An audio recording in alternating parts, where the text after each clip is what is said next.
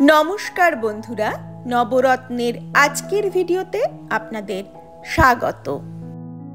ক্যালিফোর্নিয়াতে আসার পর থেকে আমরা প্রায় প্রতি বছরই একবার করে দেশে যাই, আর প্রতিবারই আমি ভাবি যে দক্ষিণেশ্বরে ভবতারিণী মায়ের মন্দিরে পুজো দিতে যাব, কিন্তু বিগত কিছু বছর ধরে আমার সেই সৌভাগ্য হয়ে ওঠেনি। তবে এবার আমরা একদিন চলে গিয়েছিলাম দক্ষিণেশ্বরে মায়ের মন্দিরে। আপনাদের সঙ্গে আজ তারই কিছু মুহূর্ত আমি শেয়ার করছি। নীলের বাবা সেদিন যদিও আমাদের সঙ্গে যেতে পারিনি, ওর কিছু বিশেষ কাজ ছিল। আমি, নীল আর নীলের দাদু ঠাকুমা এই চারজনে গিয়েছিলাম মায়ের মন্দিরে। আপনারা হয়তো অনেকেই জানেন, মায়ের মন্দিরে প্রবেশ করার ঠিক আগে ব্যাগ, জুতো, সমস্ত জিনিসপত্র জমা দিয়ে তারপরে শুধুমাত্র পুজোর সামগ্রী নিয়েই মন্দিরে প্রবেশ করা যায় এবং কোনো রকম মোবাইল ফোন ভেতরে অ্যালাউড নয়। তাই ভেতরের কোনো ছবি বা ভিডিও আমি তুলতে পারিনি, শুধুমাত্র মন্দিরের বাইরের কিছু ছবি আমি ক্যামেরাবন্দি করতে পেরেছিলাম।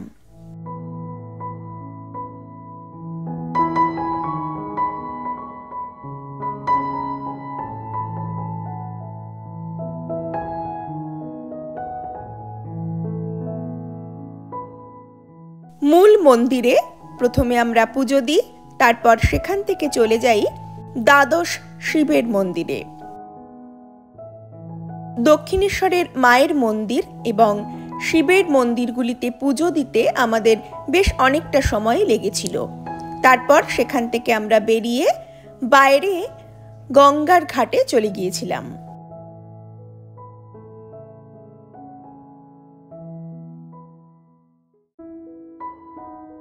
যেহেতু মায়ের মন্দিরে পুজো দিতে গিয়েছিলাম, তাই সকালবেলায় বাড়ি থেকে আমরা কিছু খেয়ে যাইনি।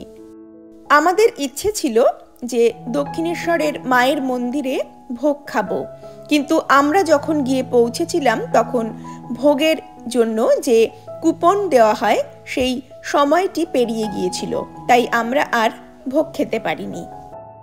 পুজো দেবার পর দক্ষিণেশ্বরের যে ফুড কোর্ট রয়েছে সেখানে আমরা খাওয়া দাওয়া করে নিই প্রথমে, তারপর কিছুটা সময় একটু বিশ্রাম নিয়ে আমরা চলে যাই ফেরিঘাটে।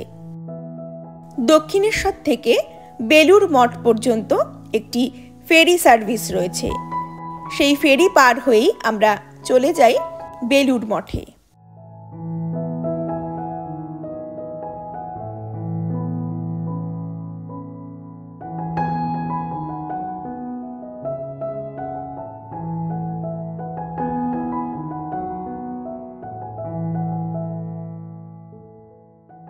ফেরি পার হয়ে আমরা যখন বেলুড়ে গিয়ে পৌঁছাই তখন সেখানে গিয়ে দেখি বেলুড়ের প্রবেশ পথটি বন্ধ, অর্থাৎ একটি নির্দিষ্ট সময়ে বেলুড় মঠ আবার খোলা হবে।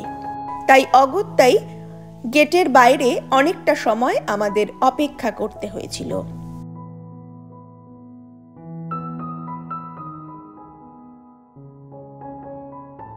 আজকের এই ভিডিওটা যদি আপনাদের ভালো লাগে অবশ্যই লাইক, কমেন্ট ও শেয়ার করতে ভুলবেন না যেন। আর এখনো যারা চ্যানেলটাকে সাবস্ক্রাইব করে নবরত্নের সঙ্গে আসতে পারেননি তাদেরকে অনুরোধ করব চ্যানেলটাকে সাবস্ক্রাইব করে পাশে থাকা বেল আইকনটি অবশ্যই প্রেস করে দেবার জন্য। তাহলে আমি যখনই নতুন ভিডিও আপলোড করব তার নোটিফিকেশন সবার আগে পৌঁছে যাবে আপনার কাছে।